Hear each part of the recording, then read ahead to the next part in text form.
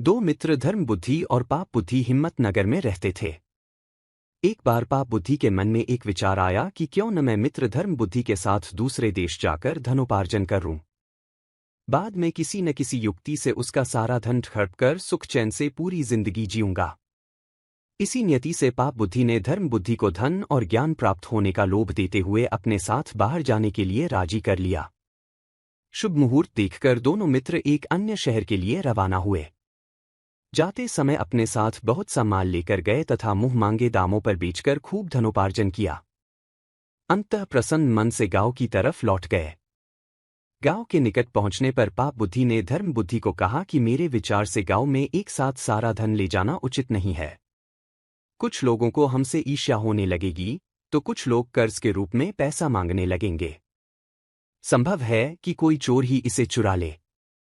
मेरे विचार से कुछ धन हमें जंगल में ही किसी सुरक्षित स्थान पर गाड़ देनी चाहिए, अन्यथा सारा धन देखकर सन्यासी व महात्माओं का मन भी डोल जाता है।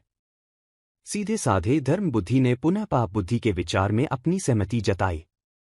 वहीं किसी सुरक्षित स्थान पर दोनों ने गड्ढे खोदकर अपना धन दबा दिया तथा घर की ओर प्रस्थान कर गए।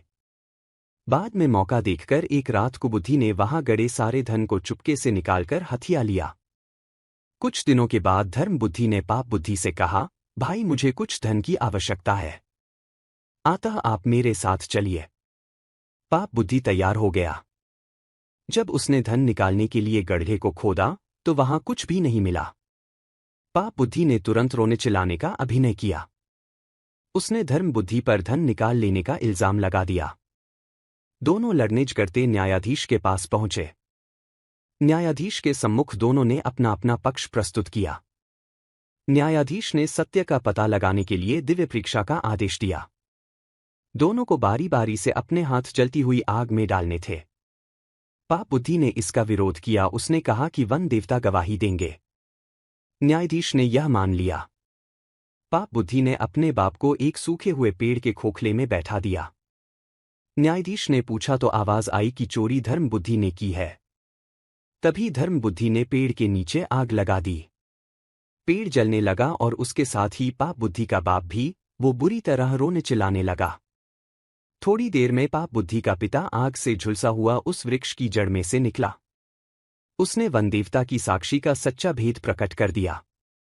न्यायाधीश ने पाप बुद्धि को मौत की सजा दी और धर्म बुद्धि को उसका पूरा धन दिलवाया।